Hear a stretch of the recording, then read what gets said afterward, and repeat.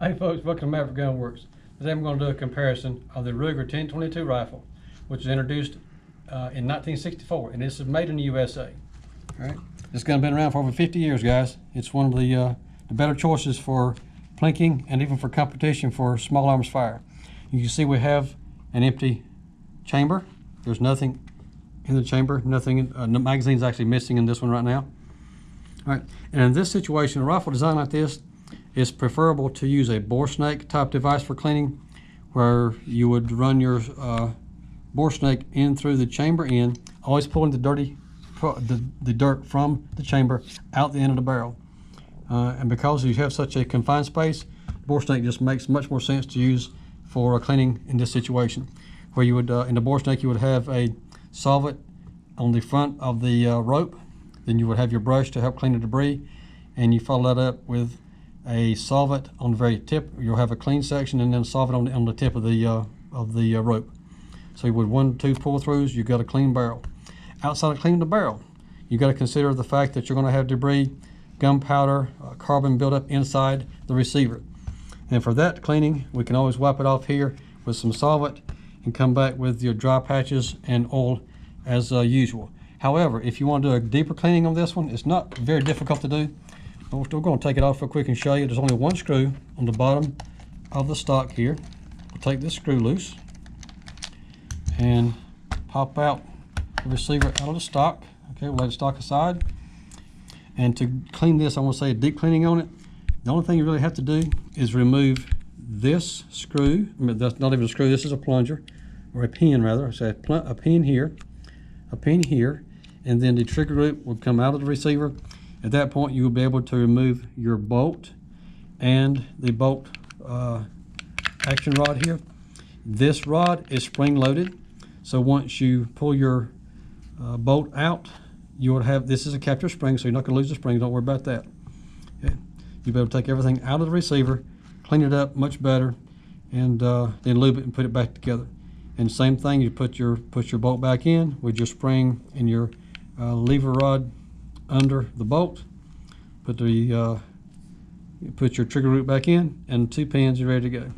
All right, and we're going to stick it back into the receiver and continue with our comparison, because this is one of the simplest things you'll work on as far as home maintenance kind of situation goes with your firearms.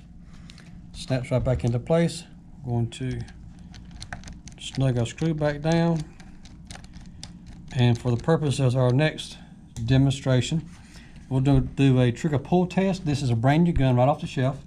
You see I have a magazine here. And because this is a 22 rim fire, we always want to use a dummy round or a spent cartridge, a plastic bullet, whatever you want to call it, inside the chamber when you test fire this gun.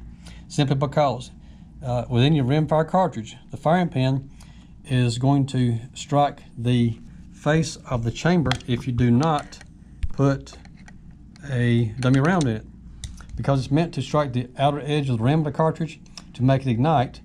If you don't have something that's soft for the firing pin to hit, it's going to hit, could very well hit the hard surface of the entrance to the barrel, the chamber, and you'll either dent the chamber, or you're going to break off the tip of your firing pin.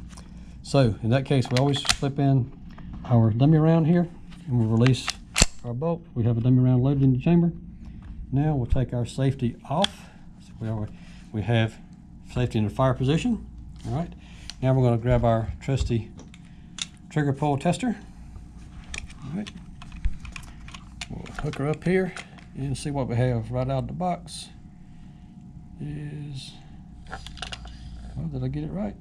Yes, I did. Right at 5 pounds. So typically these guns from the factory are going to be somewhere between 4.5 and 5 pounds. All right.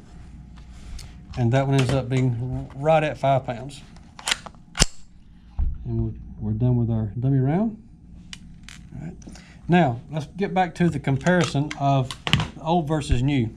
With this one, we have the youth model, synthetic stock, which is good for youth especially, because you have more of a possibility, I guess you say, of dropping the firearm in the woods or laying it down somewhere and not being particularly careful with a fine wood product. In this case, we have a shorter stock. we have a shorter barrel. This is a 16-inch barrel, and with a trigger pull, I'll see our, hold just a second. I'm sorry, I had to grab my tape measure. With this one, youth model, we have a 16-inch barrel, and our length of pull on this one, if I can grab it right here and look at my trigger, we are right about 12.5 inches, maybe 12 5/8 for length of pull, okay? Now I'm going to compare that to the full-size version, where we have a 18-inch barrel, all right? And our length of pull went from 12.5, 12 3/4, something like that, to 13.5. And then here we have, you can see the buttstock on the full-size model is radiused to fit on your shoulder better. The youth model is not as much of a radius, it's a little bit more of a subtle curve. Okay. A couple other things to compare with. That being the case, with the youth model, we also have the advantage, advantage of having fiber optic sights. You have a fiber optic red or orange in the back and a fiber optic green in the front. Makes it very visible in the daytime, especially for the kids trying to learn how to shoot a target. Whereas on our full-size version, we have a fold-down leaf spring leaf sight on the rear, which is adjustable for windage and elevation, and we have a brass bead on the front that is also windage adjustable. All right. If you were to, you can also put this in a vise, clamp it down solid, and if you needed to, hit it with a brass punch to move it slightly for from side to side for windage correction. And I want to compare those new guns to what we have here. Is an older version of the same firearm. This is, in comparison, a walnut stock versus a hardwood stock versus a synthetic stock. All right.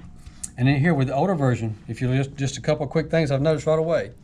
Our trigger group, for example, our trigger group here is all metal. Okay. On our new firearms, this is all polymer of some sort. All right. With our older firearm, oh, by the way, give you just so you guys make sure you understand. We have checked all these guns before we started recording, and they are all empty. All right, I want to confirm that for you. All right, back to our comparisons. Our barrel band on the new firearm is plastic. Our barrel band on the older firearm is all metal. All right. And even down to the butt stock on our new firearm, the butt stock or butt plate is plastic, and the butt plate on the older version is metal. All right. So it just gives you some idea of some of the things that have changed over time. And for me personally, if the older version we have here is a consignment piece in our store, but if it disappears and you come in looking for it one day, it might be at my house. Just don't tell my wife about it, because personally, I would prefer the older version as compared to the new one for what I would do with it today. The older ones are, to me, is just a little better quality made, and I think they're going to last longevity-wise much better than the synthetic parts that are on the newer versions. Just my 2 cents about that. All right, and just so you guys know too, this is such a popular gun that there are literally hundreds of aftermarket components. There are aftermarket trigger sets. Even Ruger themselves make a trigger that is a drop-in trigger to replace the factory unit on this rifle.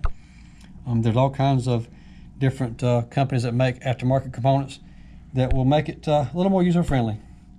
So anyway, that being said, hope that helps you out in thinking about your next purchase if you're looking for a 22 long rifle, semi-automatic. So that's all for today from Maverick Gun Works. If you're in the central part of North Carolina sometime, come by and check us out. Thank you.